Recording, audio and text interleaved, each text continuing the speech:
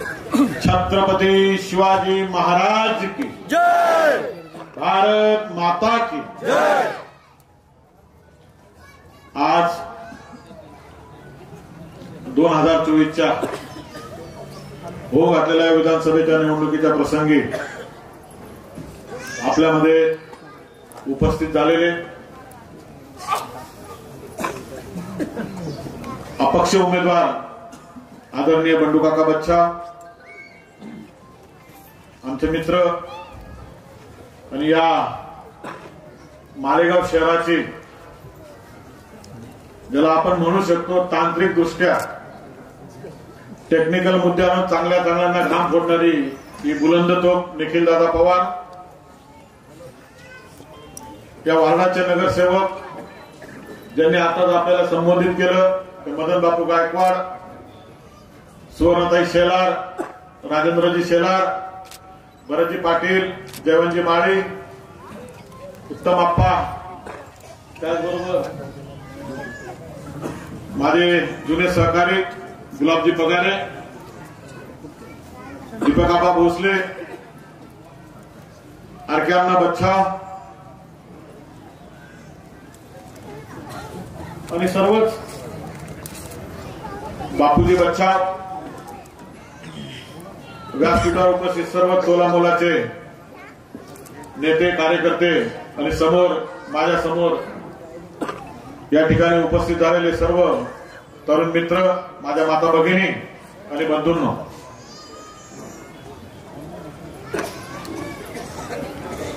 मी काल परवा या ठिकाणी काहीतरी सभा झाली आणि त्या सभेमध्ये कोरोनाच्या कामाचा उल्लेख समोरच्यांनी केला. तदनंतर मी आपल्याला हे विचारू इच्छितो की कोरोना जाऊन आता जवळपास 4-5 वर्ष झालेले, जे काही आम्ही त्या काळात सेवा कार्य केलं असेल, त्याच्यानंतर काही कृषी उत्पन्न बाजार समितीच्या निवडणुका झाल्या असतील, ज्या काही निवडणुका झाल्या असतील आणि कुठल्याही राजकीय कार्यक्रमाच्या मंचावर आम्ही कोरोनाचा कुठेही उल्लेख केला नाही. त्याचं कारण आताच मदन बापूंनी सांगितलं की आम्ही दोघं बंधू अगदी सर्वसामान्य कुटुंबातले आणि गेल्या 20 वर्षामध्ये तुमची सेवा करत करत मोठे झालो आणि 19ला मालेगाववरच नाही तर संपूर्ण जगावर कोरोना सारखं संकट आलं आणि या संकट आलेलं असताना एक भीती, संकटाबरोबर एक प्रचंड अशी भीती या ठिकाणी निर्माण झाली होती. कारण संकट आता काही जुनी लोक राहिलेली नाहीये, पण ज्यांना काही त्यांनी ऐकलं असेल कधी मानमोडी, प्लेग आणि त्याच्यानंतर हे कोरोनाचं संकट आलेलं होतं आणि कुठे तरी वैज्ञानिकांनी सांगितलं होतं जर कोरोनाला जर हरवायचं असेल तर त्याच्यापेक्षा पुढे आपल्याला पळावं लागेल. आणि ज्यावेळेस आम्ही महानगरपालिकेकडे, इतर शासकीय यंत्रणांकडे साध्या फवारण्याची मागणी करायचो तर ती सुद्धा पूर्ण होत नव्हती. मग आम्ही काही शेतकरी बांधवांकडनं 4-5 जी फवारणीचे ट्रॅक्टर्स असतात ते उपलब्ध केली. त्या माध्यमातून आपण सगळ्यांनी बघितलं की जवळपास 3 महिने आपण या ठिकाणी फवारणी केली. जेव्हा असं वाटायला लागलं, थोडीस भीती निघायला लागली, तर आपली पुरुष मंडळी हातात थैली घ्यायची आणि घरून निघायचं की मी भाजीपाला घेऊन येतो, मी दूध घेऊन येतो. भाजीपाला घ्यायच्या निमित्ताने पोलिसांनी अडवलं की सांगायचं मी भाजीपाला घेतोय. कधी पोलीस सोडून द्यायचे, कधी 2 रट्टे घालायचे. या काही घटना घडल्यानंतर आमच्या लक्षात असं आलं की भाजीपाल्याचं फक्त निमित्त असतं ना, करोनाचं काय वातावरण हे बघायचं असं. कोणी वाचला तो ठीक आहे, पण काही ना चांगले रट्टे पडलेले आम्ही बघितलेले आहेत. मग आमच्याकडे तक्रारी पोलीस मारतायत, बाबा घराबाहेर कसं आहे, भाजीपाला नव्हता. बरं ठीक आहे, मग आम्ही विचार केला की तुम्हाला घराबाहेरच निघू द्यायचं नाही, म्हणून आम्ही भाजीपाला अगदी तुमच्या दारापर्यंत आम्ही आणून दिला. आमच्या कार्यकर्त्यांनी, एकता मंडळाच्या कार्यकर्त्यांनी आणून दिला. आठवतं ना तुम्हाला? त्याच्यानंतर कुठेतरी विषय निघाला, वाचण्यात आला की होमिओपॅथीची जी गोळी असते आर्सेनिक अल्फा म्हणून, की तिच्याने इम्युनिटी पॉवर वाढते आणि त्याच्यामुळे करोनाला आपण थोडस लांब ठेवू शकतो, म्हणून आम्ही त्या गोळ्यांचं वाटप चालू केलं. आमच्या एकता जिमखान्याची सगळी मशिनरी बाजूला करून, काही तज्ञांकडून सल्ला घेऊन आमची काही पोरं ट्रेन करून घेतली आणि अहोरात्र त्या ठिकाणी त्या छोट्या छोट्या डब्या ज्या तुमच्या घरापर्यंत आल्या होत्या ना, त्याच्या मागे आमच्या कार्यकर्त्यांची आतोनात मेहनत होती. आम्ही 3 शिफ्ट मध्ये काम करायचो, रात्रंदिवस काम चालायचं. त्यावेळेस आम्ही हा विचार केला की हा मदन बापूचा वार्ड आहे, तिकडे रस्त्याच्या पलीकडे माझा वार्ड आहे, फक्त आपल्या वार्डातच करायचं. संकट सगळ्यांवर होतं, पण त्यावेळेस काही लोक आपला जीव वाचवण्यासाठी घरात बसून होते. नगरसेवक काय आम्ही दोघच नव्हतो, या भागामध्ये जवळपास 24 नगरसेवक आहेत. सगळ्यात आधी आम्ही बाहेर पडलो. त्याच्यानंतर आम्ही ज्यावेळेस डॉक्टरांकडनं सेकंड वेव्ह जी आली करोनाची, तर त्याच्यामध्ये रेमडेसिवीर हे इंजेक्शन जे आहे त्याच्यामुळे करोनापासून आपल्याला वाचता येतं. जे करोना बाधित होते त्यांना ते इंजेक्शन दिल्यानंतर त्यांचा जीव वाचू शकतो, असं ज्यावेळेस कळालं, तर आम्ही दीपक थिएटर जवळचं जे काही अशोका मेडिकल होतं, तो माझा कार्यकर्ता, त्याच्याशी या विषयावर चर्चा केली आणि कुठेतरी एक केंद्र शासनाची जाहिरात आली की नाशिक जिल्ह्यामध्ये 2 मेडिकल त्या रेमडेसिवीर साठी अलर्ट होणार आहेत. एक नाशिक शहरामध्ये आणि एक संपूर्ण नाशिक सोडून संपूर्ण ग्रामीण भागासाठी एक मेडिकल. त्याने मला सर बसणं उठणं व्हायचं. त्याने विचारलं काय करायचं बाबा. त्याला म्हटलं फॉर्म भरून टाक. त्यावेळेस रेमडेसिवीरचा एवढा काही विषय नव्हता, अगदी सुरुवातीचा विषय. फॉर्म भरल्यानंतर जसं रेमडेसिवीरचा विषय निघायला लागला तसं आम्ही ताबडतोब हॅक्ट्रो नावाची जी कंपनी होती त्या कंपनीमध्ये इकडून तिकडून सोनं गहाण ठेवून वगैरे 10 लाख रुपये त्या ठिकाणी डिपॉझिट केले आणि त्याच्यानंतर रेमडेसिवीर ज्यावेळेस प्रत्येक पेशंटला लागायला लागलं त्यावेळेस आम्ही स्टॉक मागवायला सुरुवात केली आणि आम्ही ते रेमडेसिवीर आम्हाला पडायचं 1050 रुपयात आणि आम्ही द्यायचो 1150 रुपयामध्ये. आम्ही त्याच्यातला काही इंधन खर्च वगैरे काढला असेल आणि त्यावेळेस जे महोदय मी याच्यासाठी म्हणतो की मदन बापूंनी बरंच काही बोलून टाकलेलं आहे आणि मी परवा ते परत बोलले आणि मी खूप विचार केला की हा माणूस कधीच माझ्याबद्दल कधी बोलायचा नाही. त्याच्यानंतर एका कुठल्या तरी सभेमध्ये बोलले, यांनी करोना काळात टाळावरचं लोणी खाल्लं. माझा संताप झालेला होता. तर आम्ही काय केलं आमच्या जीवाला माहिती आणि अनेक जे आमचे कार्यकर्ते त्यांना सुद्धा माहिती. म्हणून मी कुठेतरी जवळची सभेची वाट पाहतो. एक तर गावाबाहेर निघता येत नाही. ज्यावेळेस तुमची सभा काका ध्यानाला असल्याचं समजलं आणि 1 दिवसाआधीच ते काहीतरी बोलणं होतं. मग ध्यानाला मी त्यांचा तो काही समाचार घेतला. तुम्ही सगळ्यांनी युट्यूबवर बघितला असेल. आणि मी अनेक याच्यामध्ये निर्धार सभेत सुद्धा मी बोललो होतो, त्याच्यानंतर फॉर्म भरण्याच्या सभेत सुद्धा बोललो होतो की मी जी घटना घडली असेल तिच्यावर बोलतो, ज्या घटनेला काहीतरी पुरावा असेल तिच्याबद्दल बोलतो, किंवा एखादी घटना घडली आहे पण ती तुम्हाला माहिती नसेल आणि ती जर आवश्यक असेल तर ती मी सार्वजनिक करतो. मी काय पट्टीचा आणि असा मूळचा वक्ता नाही, बोलता बोलता तयार झालेलो. मग त्या ठिकाणी उत्तर दिल्यानंतर माझ्या मते आता तोंड गप्प होतील. परत कलेक्टर पट्ट्यातून परत तोच विषय काढला. वास्तविक कलेक्टर पट्ट्यात बोलताना विचार करायला पाहिजे होता. कलेक्टर पट्ट्याने सगळं जवळून अनुभवलेलो, पण खोटं बोल पण रेटून बोल. एक वेळा बोलला, 2 वेळा बोलला.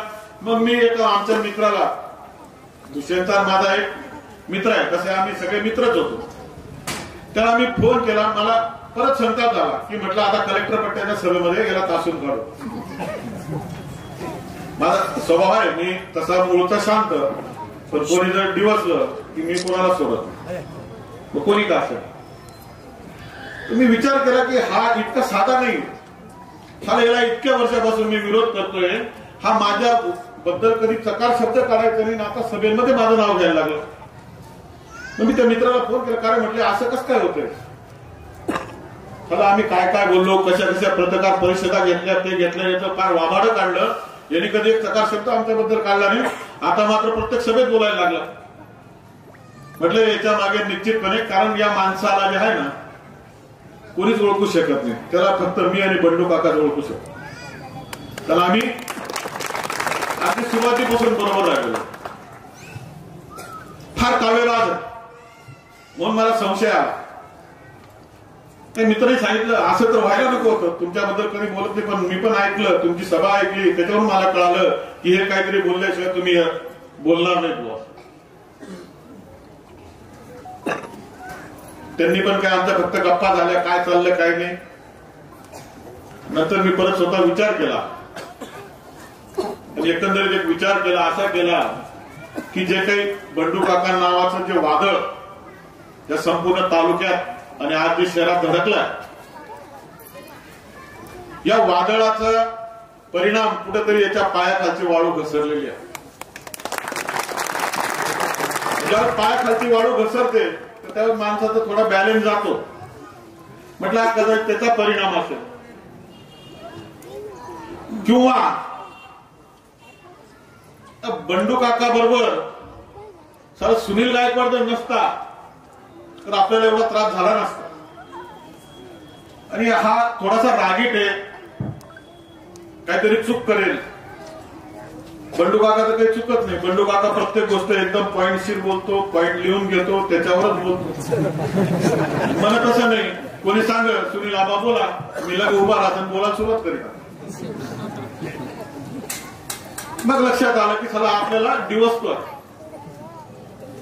आणि मी जी अनेकाने जी भाषा करायचो ना, मी आधी सांगितलं की आम्ही मूळचे मित्र, नंतर तत्व बदलत गेले, तसतसा एकमेकांना विरोध केला, कधी युतीमधून जवळ आलो, परत लांब झालो. आणि अनेक या ठिकाणी जे बसलेले असेल, ज्येष्ठ पण असेल, त्यांनी बी मैत्री केली असेल. या ठिकाणी अनेक असे मित्र असतील एकमेकांचे, लंगोटी मित्र, ते काही कधी कोणाला एकमेकांना असं तुम्ही काय कार्यालयच बोलता ना.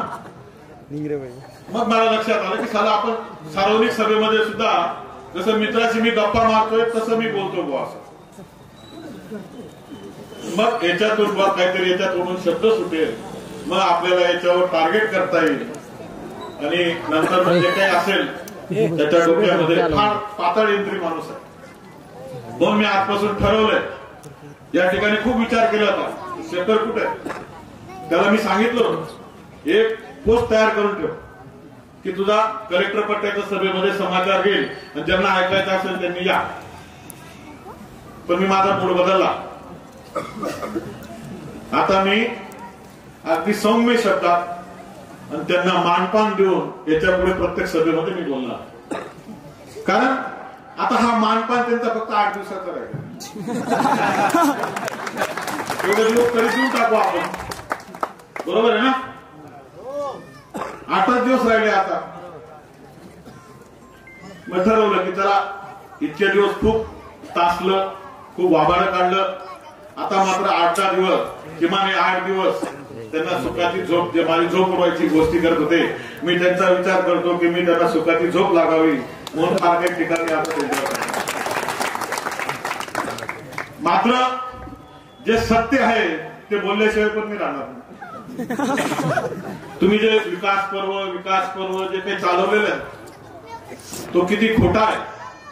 कारण तुम्ही जर खरोखर विकास केला असेल तर मग रिक्षा भरून गाड्या भरून तो दाखवण्याची काही गरज आहे का? विकास काही दाखवावा लागतो. त्यात समजून घ्या की तुमचा विकास हा आम्हाला आधीपासून माहिती होतं. तुम्ही लोकांना टेक्निकल गोष्टी कळत नाही. निखिल दादांनी पण आता सांगितलं तुम्हाला की जी रस्ते 20-20 वर्ष टिकायला पाहिजे होती त्या रस्त्यांना आता तडे जायला लागले. आता तो पूल तोडला, मोसम पुलावरचा, परत बांधला. आता ज्यावेळेस तोडला त्यावेळेस त्याच्यात असे जाड सळ्या निघत होत्या. सळ्या निघत होत्या. स्टील मोठ्या अशा पहारी सारख्या सळ्या निघाल्या त्याच्यामधून.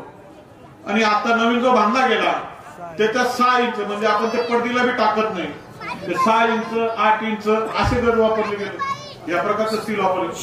काही लोकांनी जाऊन विरोध केला की हे काय चाललंय.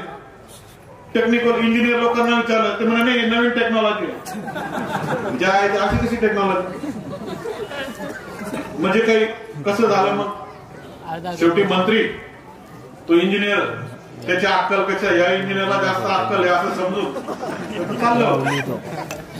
आणि नेमकं पुलाचं उद्घाटन केलं. नंतर नदीला पाणी आलं. एकीकडे हा पूल आणि तिकडे कुठे चिंचावडकडे बंधारा वाहून गेला वाक्याला. आणि इकडे हा पूल हलायला लागला पहिल्या पावसात. ताबडतोब धावपळ सुरू झाली. रात्री 11-11:30 वाजता तो जड वाहनांसाठी लगेच ते तिथं बॅरिकेड करून टाकलं आणि जड वाहनांना त्याला प्रयोजन केलं. नवा पूल आणि तो जड वाहनांसाठी वापरायचा नाही. आणि जी जड वाहनं जी आहे ती आता कुठून जातात, जुन्या पुलावर. म्हणजे तो शब्बीर शेट्टी बांधलेला 50 वर्षाचा पूल तो आजही मजबूत आहे. तो जड वाहनं सोसतोय. आणि याचा हा 6 महिन्यापूर्वी बांधलेला पूल याला जड वाहनांना बदली केली. महाविकास कसं काय तुम्ही सांगा. आणि त्याच्यात तडे पण गेले. असा मग ते काय घेतलं की नगरपालिका आयुक्ताला फोडणार बाबा काही डांबरचे पट्टे मारून दिले. दिसायला नको तडे. जनता काही येडी. ताबडतोब जनतेने लगेच सोशल मीडियात वगैरे ताबडतोब व्हायरल करून टाकलं. नवीन पुलाला तडे, डांबराचा लेट. आता तुमचा हा आपला रस्ता एवढा आपला मालेगावातला ज्याला म्हणतो आपण अनेक गावांमध्ये ज्यावेळेस जातो तिच्या गावाची एंट्री चांगली झाली की आपल्याला सुखद वाटतं. आणि एकाही जणांनी मला सांगितलं की तुम्ही कुठूनही फिरून आला, देवदर्शन करून या, नाशिकला कामकाज आटपून या आणि तुम्ही एकदम व्यवस्थित येतात. जसं गिरणापूर आले की तुमचं लगेच तोंड वाकडं व्हायला सुरुवात होती. त्याला कारण कोण?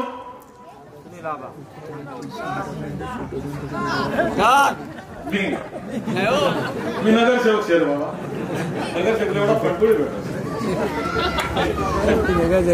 याला कारणीभूत हेच आपले मंत्री महोदय. बाबा तुझा आणखी कोणते विकास. आता गुलाबरावांनी त्या याच्यात सांगितलं आपलं फॉर्म भरायच्या सभेमध्ये की तुम्ही सगळं जे विकास पर्व दाखवताय तुमचं, जरा आमच्या श्रीरामनगरच्या माता भगिनींची काय अवस्था आहे शौचालयाची, जरा ते पण जाऊन त्यांना दाखवा. त्यांना दाखवण्यापेक्षा, नागरिकांना दाखवण्यापेक्षा तुम्ही एकदा स्वतःहून जाऊन बघा की तुम्ही 15 वर्षात आमच्या आया बहिणींची शौचालयाची सोय सुद्धा करू शकलेली नाहीये. कसलं विकास पर्व. हा विकास फक्त तुमच्या टक्केवारीसाठीचा, फक्त टक्केवारीसाठीचा विकास. याचं प्रमाण सुद्धा आपल्या समोर आहे. 2004ला तुम्ही यांना निवडून दिलं त्यावेळेस तुम्ही यांच्या झोळीमध्ये पैसे टाकले. यांच्याकडे पैसे नव्हते. 100-200 रुपये आपल्या ग्रामीण भागातल्या मोलमजुरी करणाऱ्या आपल्या कुणबी असतील, आदिवासी असतील, अशा माझ्या माता भगिनींनी एक दिवसाची मजुरी यांना दिली आणि पैसा एवढा दिला की निवडणूक लढवून जिंकून सुद्धा 16 लाख रुपये त्या ठिकाणी खाली उरले. आता आपण असं समजू जर याच्याकडे काहीच राहिलं नव्हतं, सगळं डावावर लावून टाकलं जे काही होतं बापदाद्याचं, आणि त्याच्यानंतर लोकवर्गणीतून निवडणूक लढला आणि त्याच्यानंतर सुद्धा तुला 16 लाख उरले. ते 16 लाख तुम्ही ना बंडू काकाला दाखवले ना सुरेश नानांना दाखवले, ज्यांच्या जेव्हा तुम्ही निवडून आले. म्हणजे 16 लाखामध्ये जरी तुम्ही धंदा जरी चालू केला असेल तर 20 वर्षात असा 16 लाखात कोणता धंदा आहे की तुमच्या आपल्या जिल्ह्यातच नाही, आपल्या तालुक्यातच नाही, आपल्या जिल्ह्यात नाही, राज्यात नाही, तर परराज्यांमध्ये परदेशामध्ये तुमच्या प्रॉपर्टी झाल्या. असा कोणता आम्हाला बी शिकव, आम्ही बी नगर सोडतो, धंदा बांधायला लागतो आम्ही. तुला आम्ही चालतच नाही. 10 वर्षापासून मला पाडण्यासाठी प्रयत्न करतो, रात्रंदिवस प्रयत्न करतो. सुरुवातीलाही केले, मध्ये सोडून देतो, परत म्हणतो की चला हा कुठेतरी नडेल आपल्याला. मासे कोणते धंदे आणि आपला काय उलटा नागरा चालत ते नाही बोलत. मी फार सुसंस्कृत आहे, अमुक आहे, तमुक आहे. अरे किती एवढं बनवशील लोकांना. इकडे तू सुसंस्कृताचा आव आणतो आणि बाकी तुझे मागचे धंदे काय चालू आहेत. तू लोकांना एवढा दबावामध्ये ठेवतोय, दहशतीखाली वावरायला भाग पाडतोय. ते आपलं संगमेश्वर, बरीच आपली मंडळी संगमेश्वरची आहे. आता बापू बोलला सगळी तिकडची विस्थापित होऊन आलेली मंडळी या ठिकाणी निवास करायला लागलेले. तू हिंदुत्ववादी आमदार, तू जे विस्थापित झाले 2001च्या दंगलीमध्ये, आता मला एक तुम्ही सांगायचं की 2001 नंतर तिकडं घर विकून एकही माणूस इकडे आलेला नाही का? अनेक जणांनी घर आपल्या प्रॉपर्ट्या त्या ठिकाणी विकल्या. तुमच्या प्रॉपर्ट्या माती मोल भावात विकून तुम्ही इकडे निवास करत आहात. मग हा हिंदुत्ववादी जर होता तर यांनी तुम्हाला संरक्षण का नाही दिलं? आपल्या तिकडचं एवढं वैभव, आपलं मामलेदार गल्ली, पवार गल्ली, गुरव गल्ली, भावसार गल्ली, मातामठ तालिमीचा भाग, आपला सराफ बाजार, टिळक चौक, आताची काय अवस्था झालेली. त्याच्यासाठी तू काय केलं? तू आल्यानंतर रोखलं का? आज हिंदुत्वाच्या नावाने मतं मागायला निघालाय. हिंदूंसाठी काय केलं? अरे हा आमचा मालेगाव भीमादादा गवळींचा आणि नानासाहेब कुलतांबेकरांचा आहे, ते आमचे जर तुला चपलेने हर चौकात घडलं असतं तुला. आज ते हयात नाहीये.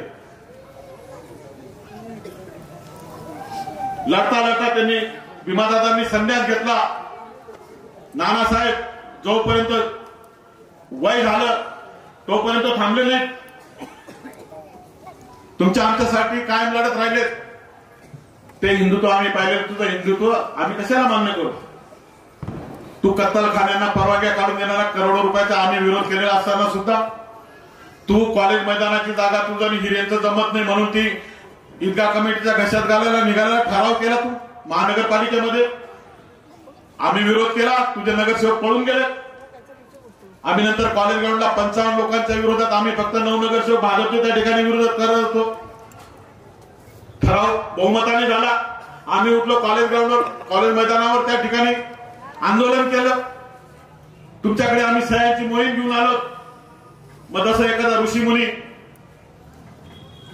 तपस्येला बसला आणि तपस्या जशी खडतर होत जायची तसं इंद्राचं सिंहासन हलायला लागायचं.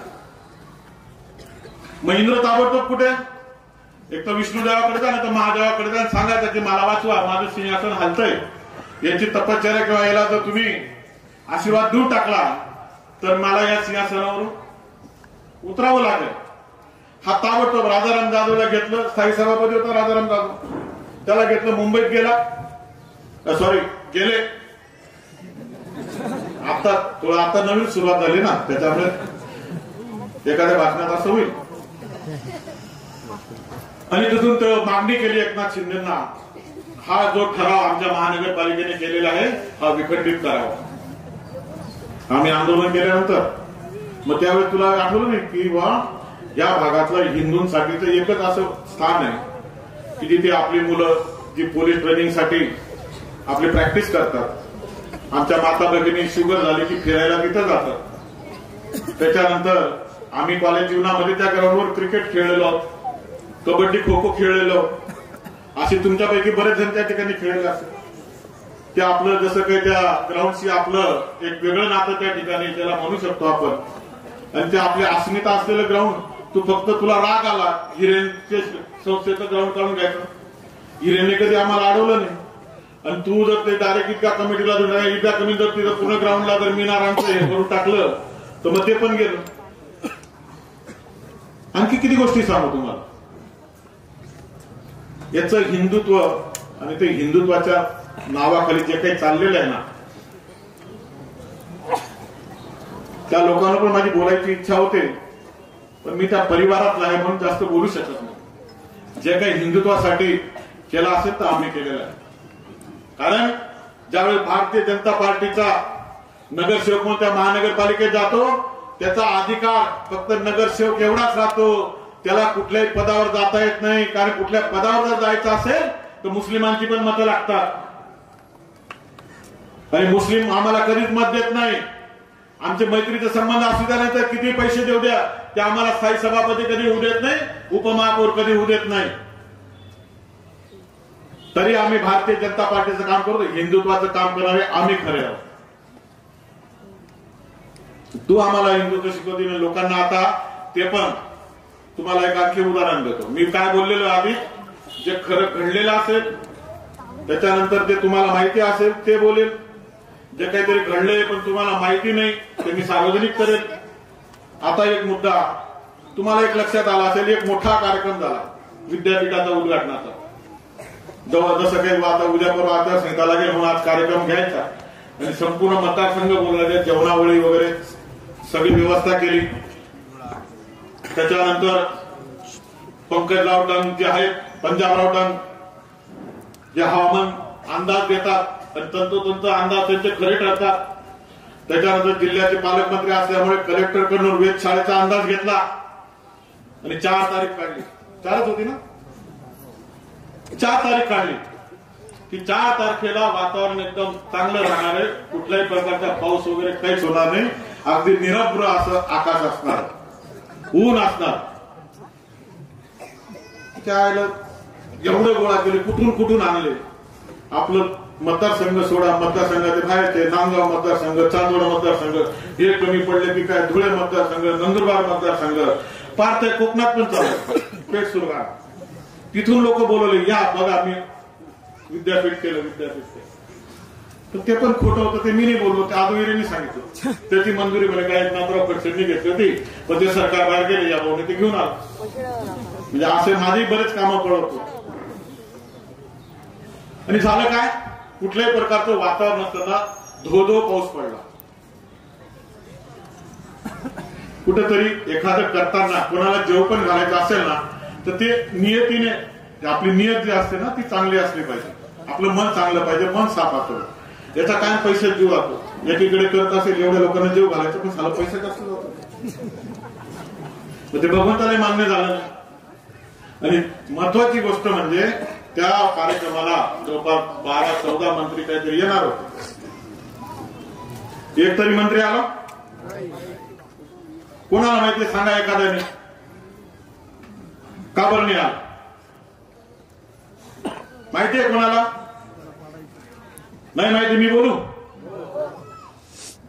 तर मंत्री याच्यासाठी आले नाही. कृषी मंत्री म्हणजे कृषी खात्याचं विद्यापीठ, कृषी मंत्री धुळ्याला होते, धनंजयजी मुंडे. त्याच्यानंतर अजितदादा पवार सभा करत करत करत नगरपर्यंत येऊन लागले. इकडे शिंदे साहेबांचा विमान तयार, हेलिकॉप्टर. गिरीश भाऊंनी मदन बापूला 2 दिवसापूर्वी विचारलं, का रे म्हणे मला काहीतरी ऐकायला की माझा फोटो त्यांनी असं तसं येते. बापूचं ते गिरीश भाऊचं चांगलं जमतं. लगेच मदन बापू हाच गिरीश भाऊचा एकदम पक्का, आपलं फक्त राजकीय, त्यांचं काय संबंध आहे मला माहिती नाही. सांगितलं की भाऊ तुमचा फोटोचा क्रमवारी चुकली, त्या फोटोच टाकला नाही. गिरीश भाऊ म्हणजे मी येत बी नाही. आता गिरीश भाऊ येत नाही म्हणून देवेंद्र भाऊ बी येत नाही. हे झालं आमचं भाजपवाल्यांचं. बाकीचे इतर जे मंत्री होते, राष्ट्रवादीचे होते, जे शिंदे सेनेचे होते, ते का आले नाही. बंधूंनो, यांनी कुठंतरी गुपचूप जसं पाहिलं की साला आता ही जी महायुतीकडची लोकसभेला पाहिलं की साली जी आपला जो गठ्ठा मतदान होतं, आदिवासी, मुस्लिम, दलित, ही मतं आता महायुतीला मतं द्यायला तयार नाही. मी परत चुपचाप लाईन लावायला सुरुवात केली. व्यायी आहेच ठाण्याला त्याच्या मार्फत, आणि ते कुठंतरी श्रीकांत शिंदेना कळून गेलं. श्रीकांत शिंदेनी सगळ्या मंत्र्यांना छापलं की एकाने त्याच्या कार्यक्रमाला जायचं नाही. ऐन वेळेवर शिंदेसेना उमेदवार आणेल कुठून, म्हणून ते तिकीट आलेलं आहे. ही खरी गोष्ट आहे. नाहीतर आता काय आपली एवढी पोच नाही, नाहीतर श्रीकांत शिंदेना फोन लावून विचारलं असतं आपण खरं काय ते तुम्ही सांगून टाका. तर अशी ही परिस्थिती. म्हणजे हा माणूस कुठंच प्रामाणिक नाही, कुठं प्रामाणिक नाही. आणि अचानकपणे म्हणजे त्या मतांसाठी उबाटाकडे जायचं, ते नाही मिळालं तर लगेच मग मी हिंदू आहे.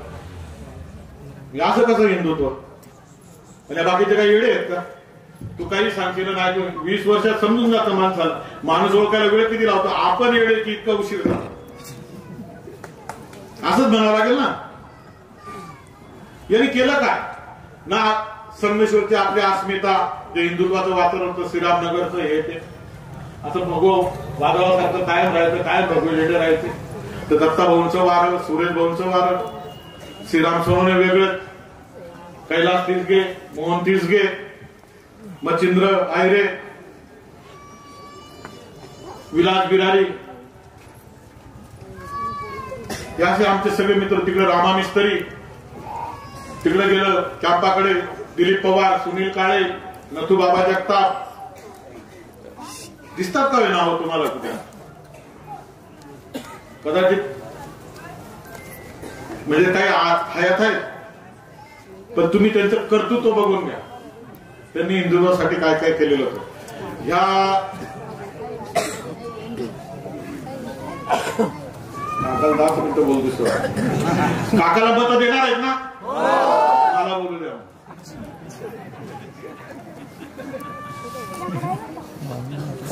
तर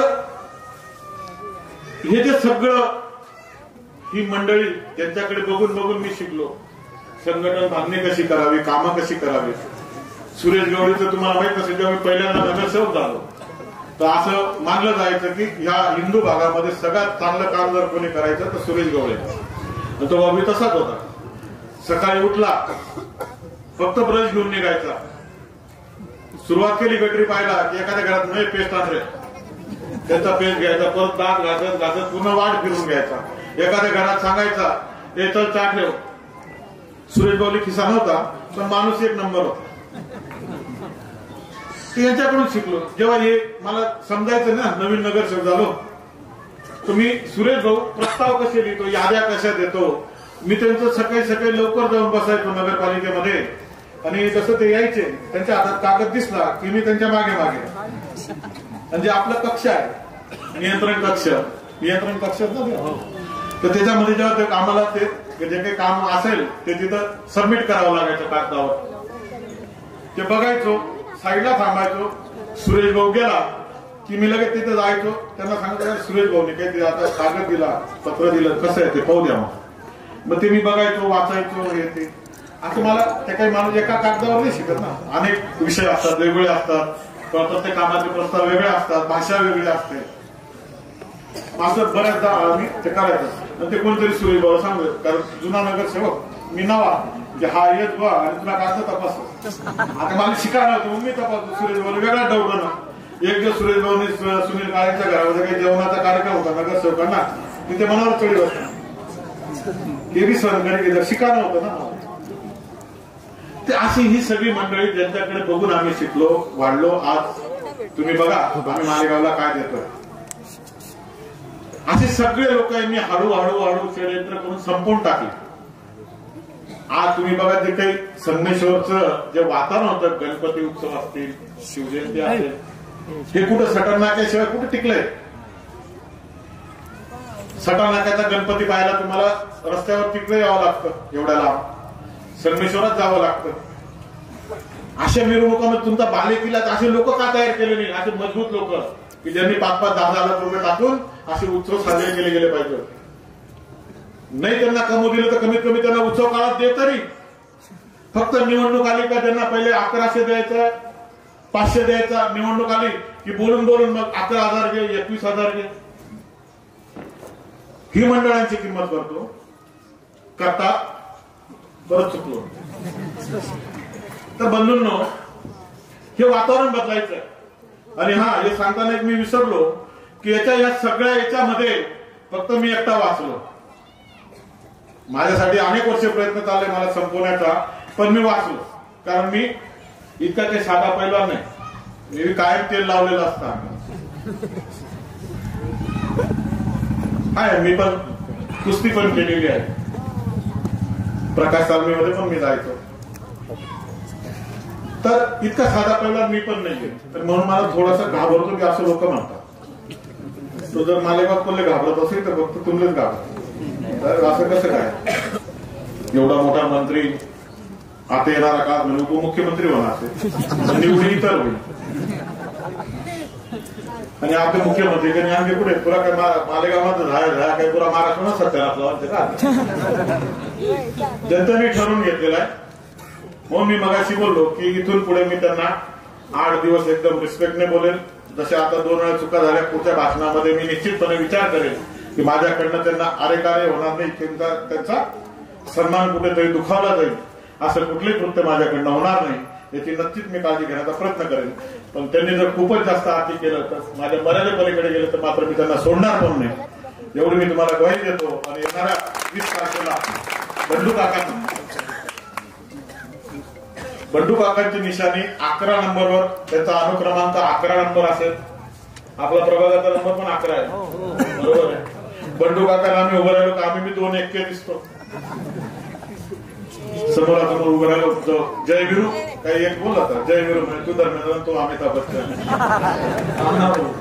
म्हणलं मी तुला काय सांगलं की जे घडेल जे कोल्हे माहित नाही त्यांना उलगडा करत, म्हणजे सगळ्यातले माहित तर कोणी बोलू पावत नाही, ते माझ हिंमत म्हणून मी बोलत एवढंच. तर 20 तारखेला 11 नंबरला बटन रिक्षा या निशाणासमोरलं बटन दाबा आणि प्रचंड बहुमताने बंडू काकांना विजयी करा. हा आपला शेवटचा आशेचा किरण आहे. आणि ही पण आमची शेवटची लढाई आहे.